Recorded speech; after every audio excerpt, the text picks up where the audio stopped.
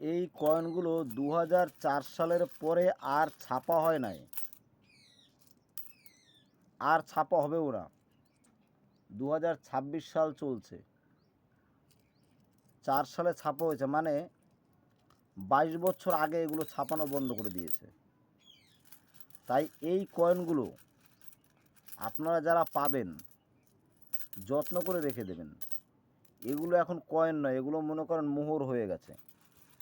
এগুলো যদি মাটির ঘটের মধ্যে ভরে দেই, মাটির ঘটের মধ্যে ভরে যদি এক জায়গায় রেখে দিই, ভবিষ্যতে এইগুলো আমি মরে গেলেও আমার নাতি নাতকুরা খুঁজে বের করবে, আর তখন এগুলো হয়ে যাবে মোহর। আগেকার দিনে এরকমই পয়সা ওই মাটির তলায় রাখতো, তখন কিন্তু মূল্য বেশি ছিল না। সেগুলো বর্তমানে হয়ে গেছে মোহর, সরকারি সম্পদ। এগুলোও ঠিক তাই হবে, সরকারি সম্পদ। এর মধ্যে একটা কয়েন আছে 2004 সালের যদি কয়েন হয় হায়দ্রাবাদ মিন্টের, সেই কয়েনটা প্রচুর পয়সা দাম, প্রচুর টাকা দাম। আর যদি মস্কো মিন্টের কয়েন 2000 সালের হয়, রেডিটেড এইচ লাগবে, মানে এরকম দাগ দাগ থাকবে। এইসব এইচগুলো না, এগুলো না, কিন্তু দাগ দাগ থাকবে। এই যে কয়েনটা দেখছেন, এই দেখুন এখান থেকে একটুখানি রেডিটেড এইচ হয়েছে, এই দেখুন এইটুকুর মধ্যে হয়েছে, এই দেখুন দাগ দাগ হয়েছে না, এই যে দাগ দাগ, এই লম্বা লম্বা দাগ, এরকম লম্বা লম্বা দাগ হবে। ভালো করে দেখুন, এরকম লম্বা লম্বা দাগ হবে, এই যে হয়েছে, এই যে পুরো কয়েনটায় থাকবে। তাহলে সেই কয়েনটা 1000 টাকা মূল্য ঘোষণা দিয়েছে ভালো ভালো সিনিয়র ক্যারেক্টাররা। আমার যারা উপরে বড় বড় ক্যারেক্টার তারাই নেয়। সেটাও একটা দামি কয়েন। আরও কিছু কয়েন আছে, সেগুলো খুঁজে বার করতে হবে আপনাদেরকে। যেমন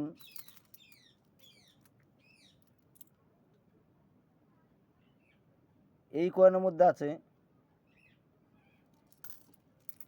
98 সালের কয়েন, 1998 সালের কয়েনে সব দেখবেন, সব কয়েনগুলোতে দেখবেন এরকম এই লাইনটা রয়েছে।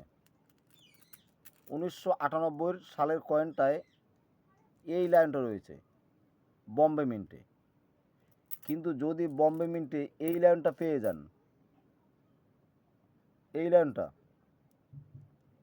এটা থিম লায়ন, এটা ফ্যাট লায়ন, যদি ফ্যাট লায়নটা পেয়ে যান তাহলে পরেই সেই পয়সাটা ভালো মূল্য আছে। দেখুন ভালো করে, দুটো লাইনের পার্থক্য দেখুন।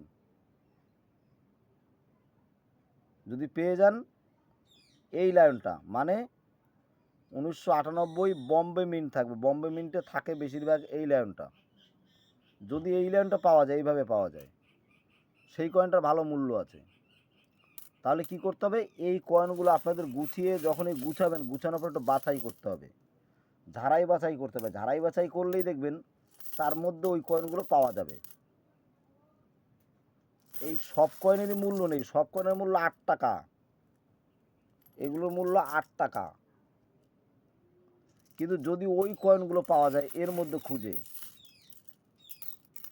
যদি ওই কয়েনগুলো পাওয়া যায়, তাহলেই সেটার দাম হচ্ছে ওই 1000 টাকা, 500 টাকা, এরকম দাম। যারা চায়ের দোকান, মুদিখানা দোকান, যে কোনো দোকান আছে, তাদের কাছে এখনও এই কয়েনগুলো পাওয়া যাচ্ছে। এই কয়েনগুলো এখনও পাওয়া যাচ্ছে, এগুলো পাওয়া যাচ্ছে না তা না, কিন্তু পরিমাণে কম।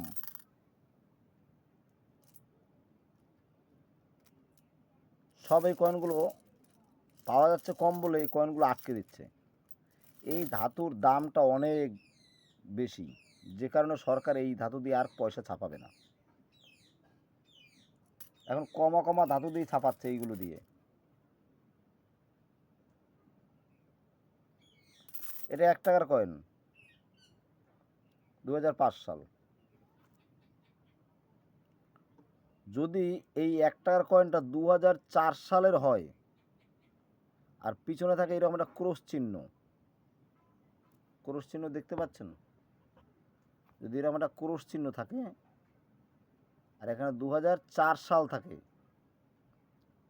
এক একটা কয়েনের দাম দর আছে 3500, 3,500 আপনি পাবেন না, কারণ যে কিনবে সে তো একটু লাভ করবে। যেমন আমার কাছে আসলেও আমার একটু লাভ করতে হবে, ওই জন্য ওর থেকে একটু কম পাবেন।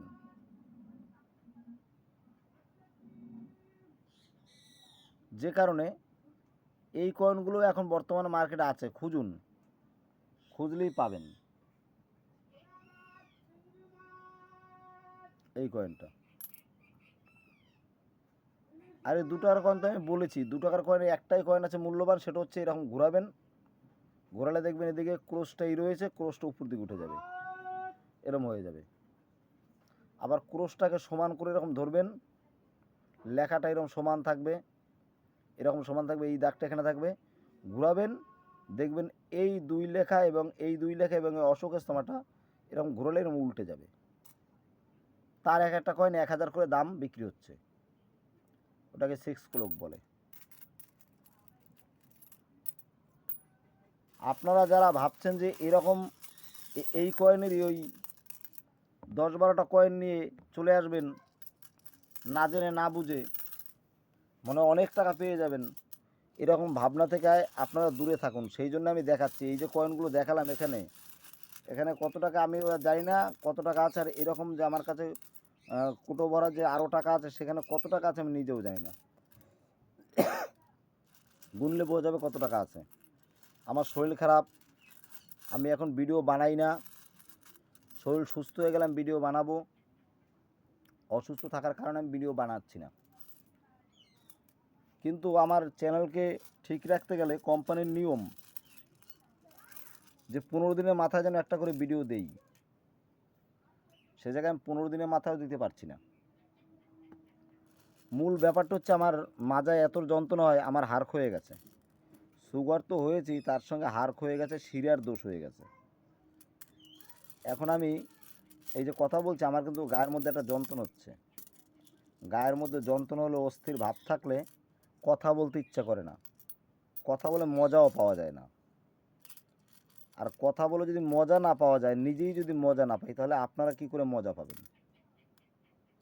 যে কারণে আমি এখন কয়েন কিনছি না, আর যা আছে আমার কাছে বিক্রিও করার চেষ্টা করছি না। এগুলো যেরকম আছে এরকমই থাকে পড়ে। কতগুলো আছে আমি নিজেও জানি না, বিক্রি করলে বেশ কিছু টাকা বেরিয়ে আসবে, কিন্তু আমি রেখে দিয়েছি। আমি যদি এত টাকা রেখে দিতে পারি, আপনারা সামান্য এই কটা টাকা রাখতে পারবেন না? এই কটা টাকা নিয়ে চলে আসেন আমার কাছে। একথা বলছি কেন, আমার কাছে বাঁকুড়া থেকে কয়েকজন এসেছিল, ভিডিওটা আমি দেবো, এর পরের ভিডিওতেই সেই ভিডিওটা যাবে, দেখতে পাবেন। তারা যে কী কয়েন নিয়ে এসেছিল আমার কাছে, আপনারা ভিডিও দেখলেই বুঝতে পারবেন তারা কী কী কয়েন নিয়ে এসছে। এবং তারা এসছে পরে আমার কিন্তু অনেকটা খারাপও লেগেছে। কেন লেগেছে ওই ভিডিওতেই বুঝতে পারবেন, ওই ভিডিওটা দেখবেন। আমি সবাইকে সাবধান করছি, আপনারা কয়েন চিনুন, না চিনে কেউ দৌড়োদৌড়ি করেন না। এগুলো থাকলে এগুলো কি নষ্ট হয়ে যাবে? পরে যাই, হাতে পেলাম আর এখনই বিক্রি করতে যেতে হবে? পরে বিক্রি করলে কি হবে? যে কোনো কিছু ভালো করে বুঝে যদি কাজ করা হয়, সে ঠকে না, আর যে না বুঝে কাজ করে সেই ঠকে।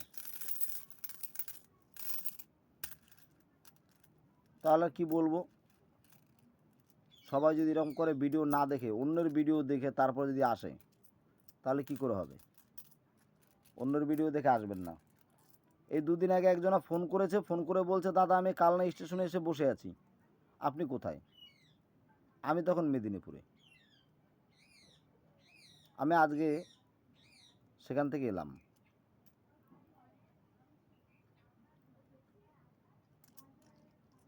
এখন সে রয়েছে, আমি রয়েছি মেদিনীপুরে, সে কালনা এসে বসে আছে, তাহলে কি করে হবে? এরকম যদি আপনারাও এরকম করেন,